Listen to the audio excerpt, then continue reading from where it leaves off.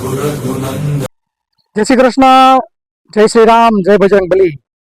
હું છું કલ્પેશ બજરંગી. આવી ગયો છું આપની સમક્ષ વધુ એક ધાર્મિક વિડીયો લઈને.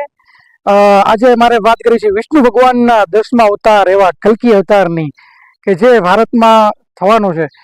એ પહેલા મિત્રો, જ્યારે આપણે કલ્કી અવતારની વાત શરૂ કરીએ પહેલા મિત્રો તમને એક વાત કહેવા માંગીશ કે આ મારી ચેનલ ઉપર હું તમને આવા ધાર્મિક વિડીયો લઈને આવું છું.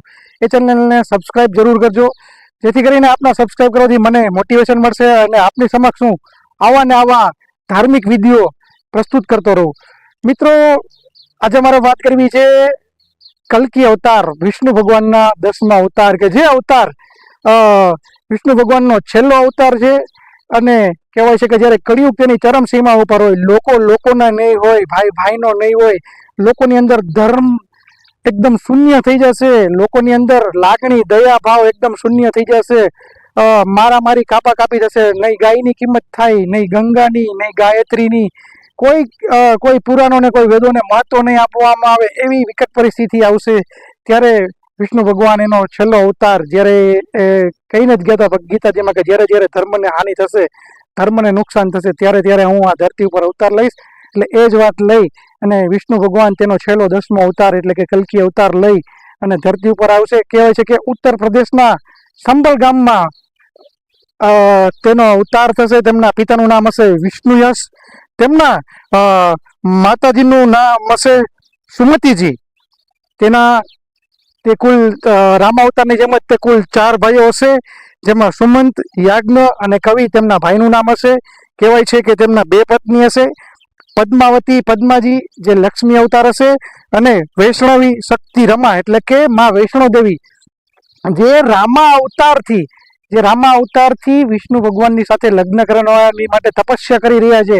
તો એની આ તપસ્યા એ અત્યારે પૂરી કરવામાં આવશે. એટલે કે કલ્કી અવતાર દ્વારા એમની સાથે વિવાહ કરીને એની તપસ્યાનો ફળ સ્વરૂપ તેમના પત્ની સ્વીકારવામાં આવશે. ત્યારબાદ કહેવાય છે કે તેમને 4 પુત્ર આવશે, જય, વિજય, મેઘમાલ અને બલહાસ, એમના 4 પુત્ર હશે. અને કહેવાય છે કે તેમનો જન્મ શ્રાવણ માસની શુક્લ પક્ષની પંચમીના દિવસે તેમનો જન્મ થશે. અને કહેવાય છે કે સફેદ ઘોડા ઉપર સવાર હશે, જેનો સફેદ ઘોડાનું નામ હશે દેવદત્ત એ સફેદ ઘોડાનું નામ હશે.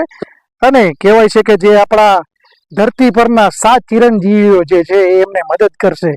કે કલ્કી અવતાર શું કામ અવતાર લે છે? કેમ કે એ કલી પુરુષ કે જે ખૂબ જ શક્તિશાળી છે. કલી પુરુષ એ કલિયુગનો એક ખૂબ જ શક્તિશાળી રાક્ષસ કહેવાશે, અને તે ખૂબ જ લોકો ઉપર ત્રાસ ગુજારશે, જેના કારણે કલિયુગ એના ચરમ ઉપર હશે. અને કહેવાય છે કે આ એ જ કલી પુરુષ છે જે સમુદ્ર મંથન વખતે અમૃતના એના અમુક બૂંદો, અમુક ટીપા એના તેમને મળ્યા હતા. અને એ જ આ કલી પુરુષ એટલો શક્તિશાળી હશે. એટલે કે એ કલી પુરુષની સામે લડવા માટે આપણા 7 ચિરંજીવીઓ જે છે હાલ પૃથ્વી ઉપર એમની મદદ કરશે. જેમ કે કહેવાય કે ભગવાન શ્રી પરશુરામ ભગવાન એ એમને યુદ્ધની સમગ્ર કળા શીખડાવશે. ગુરુ કૃપાચાર્યજી કે જે કૃપાચાર્યજી હતા એ પાંડવોના અને કૌરવોના શિક્ષક હતા, જે કલ્કી અવતારના પણ બાળપણના શિક્ષક બનશે. વેદ વ્યાસજી કે જે એમને સમગ્ર વેદોનું અને પુરાણોનું એમને જ્ઞાન આપશે. તેમની સાથે હશે મહાબલી એટલે કે આપણા સર્વેના બલી, અત્યારે જે પૃથ્વી પર જેમને જાગૃત દેવને તાત્કાલિક રિઝલ્ટ વાળા દેખાય હનુમાનજી મહારાજ, તેમની સાથે તેમની શક્તિમાં સાથ આપશે. તેમની સાથે હશે વિભીષણજી, જે રાવણના ભાઈ હતા. વિભીષણજી પણ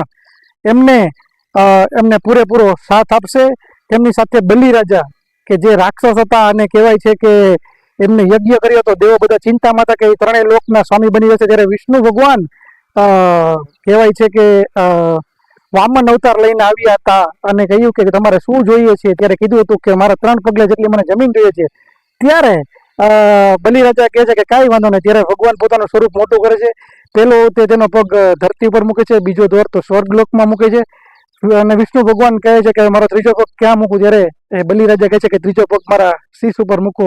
એ બલિરાજા પોતાની સેના સાથે યુદ્ધમાં સામેલ થશે. અને ચિરંજીવી એક છે તે છે અશ્વત્થામાજી.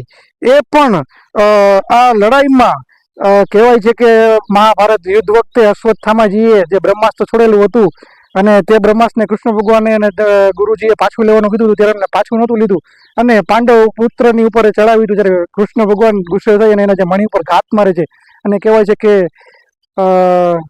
જીવનના અંત સુધી, યુગોના અંત સુધી તું ભટક્યા કરીશ અને તારું લોહી નીકળશે અને તારા શરીરમાંથી દુર્ગંધ આવશે. એ અશ્વત્થામા આ યુદ્ધમાં કૃષ્ણ ભગવાનને જે એને શ્રાપ આપ્યો હતો તેના કારણે પછી વિષ્ણુ ભગવાનના અવતારમાં તેમની સાથે આ લડાઈમાં છે. જેમ તેમ આ 7 ચિરંજીવીઓ, તે ઉપરાંત મહાભારત વખતના અન્ય દેવી દેવતાઓ પણ એમની સાથે આ અવતાર લઈ અને આ ધરતી ઉપર હશે અને બધા લોકો સાથે મળી અને આ કલી પુરુષનો અંત કરશે અને એનો અંત કર્યા પછી જ ફરીથી સતયુગનો પ્રારંભ થશે. કહેવાય છે કે કલી પુરુષનો અંત પછી જ સતયુગનો પ્રારંભ થશે.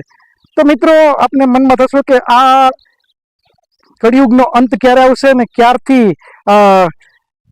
સતયુગની શરૂઆત થશે અને ક્યારે વિષ્ણુ ભગવાન કલ્કી અવતાર લઈને આવશે. તો મિત્રો, કહેવાય છે કે ઈસવીસન પૂર્વ 3102માં કૃષ્ણ ભગવાનના મૃત્યુ બાદ કળિયુગની શરૂઆત થઈ છે અને કલિયુગ કહેવાય છે કે 4,32,000 વર્ષનો કલિયુગ છે, જેમાંથી કહેવાય છે કે 5126 વર્ષ હાલ તેના પૂરા થઈ જાય. હજી કે આપણે કલિયુગના પ્રારંભિક તબક્કામાં છીએ અને કહેવાય છે કે હજી 4,26,875 વર્ષ કલિયુગના બાકી છે. એટલે કે હજી તો ઘણો સમય છે કલ્કી અવતારને, હજી તો આ કલિયુગની શરૂઆત છે. આવનારા સમયમાં એટલો ભયંકર, એટલો ખરાબ સમય આવવાનો છે કલિયુગનો કે એની વાત ન પૂછો. ત્યારે ભગવાન કલ્કી અવતાર લઈને આવશે.